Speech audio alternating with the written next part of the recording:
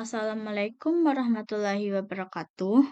Perkenalkan nama saya Rahmi Ramadhani dengan NIM 2330108051 dari kelas 23 BKC UIN Muhammad Yunus Batu Sangkar. Saya di sini akan membuat tugas UTS model counseling behavioristik dengan materi yaitu RIBT. Baiklah, saya akan menjelaskan apa itu RIBT. Yaitu Rational Emotion Behavior Therapy atau RBT, yaitu mengubah pola pikir untuk kehidupan yang lebih rasional dan bahagia. Sejarah dan pendirinya yaitu Albert Ellis 1913 sampai 2007. RIBT dikembangkan pada tahun 1955 oleh Albert Ellis, seorang psikologi klinis Amerika. Ellis awalnya dilatih dalam psikoanalisis, namun merasa metode tersebut terlalu pasif dan lambat dalam menghasilkan perubahan. Ia menciptakan pendekatan yang lebih aktif direktif yang awalnya disebut terapi rasional. Kemudian menjadi terapi emotif rasional dan akhirnya menjadi RIBT. Atau pendekatan ini menjadi fondasi bagi terapi kognitif perilaku CBT modern. Apa sih itu RBT? Jadi pengertian RBT yaitu Rational Behavior Therapy atau RBT itu adalah terapi kognitif perilaku CBT yang berfokus pada membantu klien mengubah keyakinan irasional menjadi rasional untuk mengatasi masalah emosional dan perilaku. Fokus utama RBT itu yaitu menekankan pada masa kini HEAR atau now terapi ini tidak terlalu berfokus pada trauma masa lalu melainkan bagaimana keyakinan individu saat ini tentang peristiwa masa lalu tersebut memengaruhi emosi mereka hari ini. Adapun filosofinya yaitu manusia tidak terganggu oleh peristiwa itu sendiri, tetapi oleh pandangan yang mereka ambil terhadap peristiwa tersebut. Adapun model ABC dalam RIBT, yaitu model ABC adalah kerangka kerja utama dalam RIBT untuk menganalisis masalah emosional yang A-nya yaitu activation event, peristiwa memicu atau situasi eksternal. B-nya itu belief, keyakinan atau pikiran kita tentang peristiwa tersebut. C-nya yaitu konsekuensi, yaitu akibat emosional dan perilaku yang muncul. Dan adapun yang A-nya itu activation event atau pemicunya. Adapun pengertian dari A itu activation event yaitu fakta objektif dari sebuah kejadian. Ini bisa berupa peristiwa nyata seperti gagal ujian, ditolak seseorang, atau inferensi tentang peristiwa, berpikir bahwa orang lain sedang menertawakan kita. Adapun sifat netralnya yaitu dalam teori RIBT, activation event-nya yaitu pada dasarnya bersifat netral sampai kita memberikan makna padanya. Dua orang bisa mengalami yang sama, contohnya yaitu terjebak macet, namun meresponnya dengan cara yang sangat berbeda tergantung pada B atau belief mereka. Dan yang belief sistemnya yaitu keyakinan. Adapun peran dari beliefnya itu adalah jembatan antara kejadian dan emosi.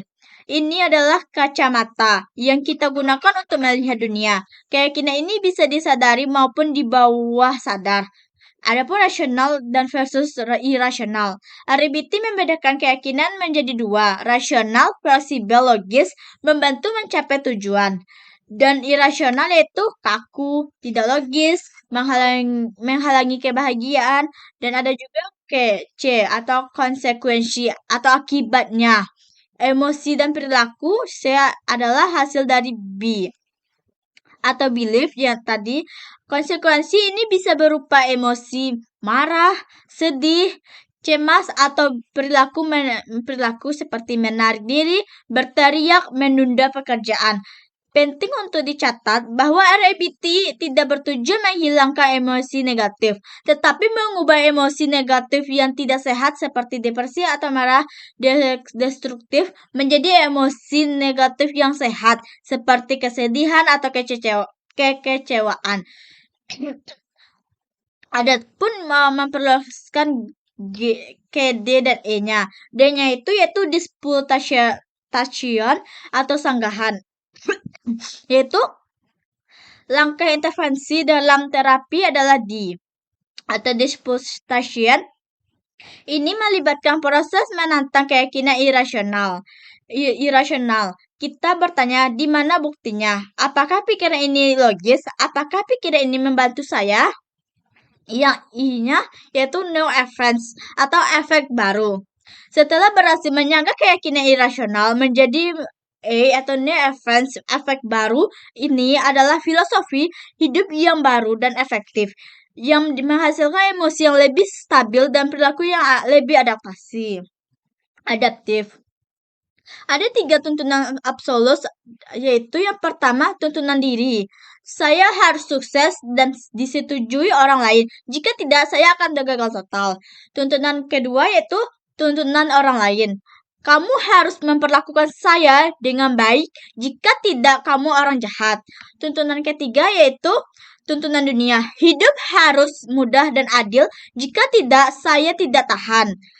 Adapun ciri keyakinan irasional, yaitu menurut selain masturbation atau keharusan, pikiran irasional juga sering ditandai dengan yang pertama, awfulizing, membesar-besarkan masalah. Contohnya yaitu ini adalah bencana mengerikan. Yang kedua yaitu love frustration tolerance atau LFVT, yaitu ketidaktahanan terhadap ketidaknyamanan. Contohnya itu saya tidak bisa menanggung ini. Dan yang ketiga yaitu global labeling, melabeli diri atau orang lain secara total berdasarkan satu kejadian. Contohnya saya bodoh, dia jahat.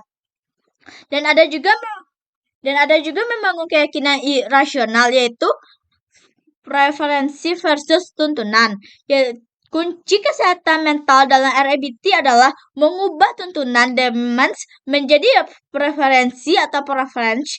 Ahli-ahli berkata, saya harus sukses. Katakanlah, saya sangat ingin sukses, tapi jika tidak, saya masih berharga. Fleksibilitas, dan ada juga fleksibilitas berpikir, yaitu pikiran rasional bersifat fleksibel sesuai dengan kenyataan dan logis.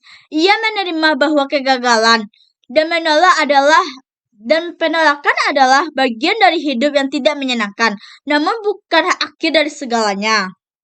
Adapun penerimaan diri tanpa syarat atau USA yaitu unconditional self-acceptance adalah konsep menerima diri sendiri sepenuhnya tanpa bergantung pada prestasi atau persetujuan orang lain. Dalam RABT, kita diajarkan untuk menilai perilaku kita baik atau buruk, tetapi tidak pernah menilai diri kita secara keseluruhan sebagai orang baik atau orang jahat. Manusia terlalu kompleks untuk diberi satu label global. Dan juga ada penerimaan orang lain yaitu UOA, yaitu menerima ketidaksempurnaan. UOA yaitu education other acceptance, berarti menerima orang lain apa adanya, termasuk kekurangan dan perilaku buruk mereka tanpa membenci mereka sebagai pribadi. Dan juga ada bukan berarti menyetujui. Menerima orang lain bukan berarti kita menyukai atau membiarkan perilaku buruk mereka.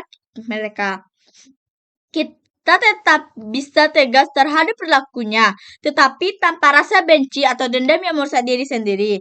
Dan ada juga menerima hidup, yaitu menerima realita. Atau ULA yaitu unconditional life acceptance adalah mengetahui bahwa hidup ini campuran dari hal buruk dan yang baik. Hidup tidak selalu adil dan menuntut keadilan mutlak hanya akan membawa penderitaan.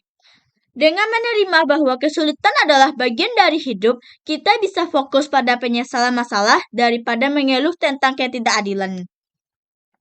Dan ada juga teknik kognitifnya yaitu debat filosofis.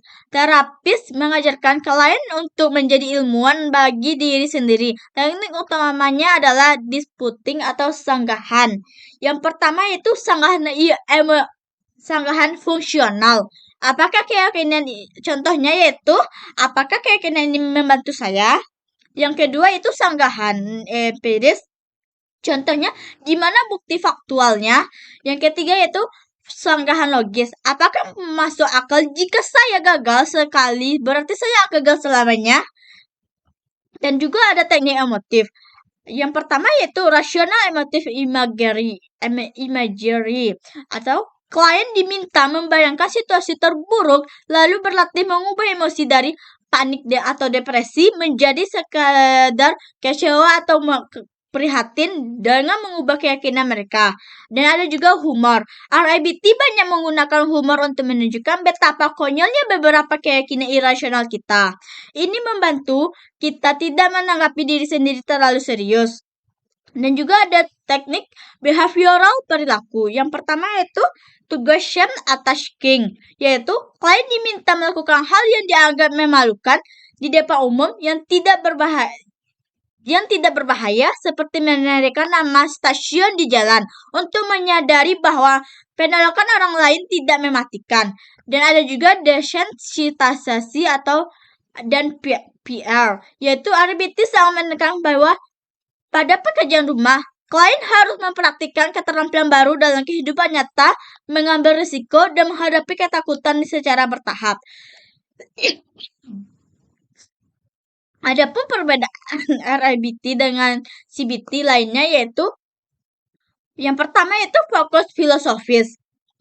Sementara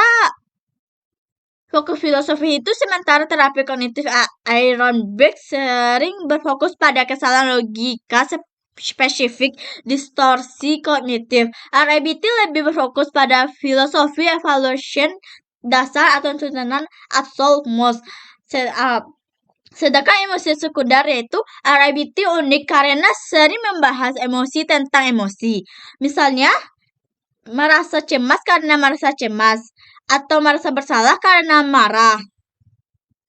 RIBT mengatasi masalah sekunder ini sebelum masalah utama. Jadi, materi yang saya sampaikan itu menyimpulkan bahwa rational emotion behavior therapy mengajarkan kita bahwa kedamaian pikiran bukan datang dari dunia yang sempurna, melainkan dari kemampuan kita untuk menerima ketidaksempurnaan dunia, orang lain, dan diri kita sendiri. Baiklah, sekian materi yang saya sampaikan, dan itu penjelasan. Baiklah, sekian materi yang saya sampaikan dan penjelasannya.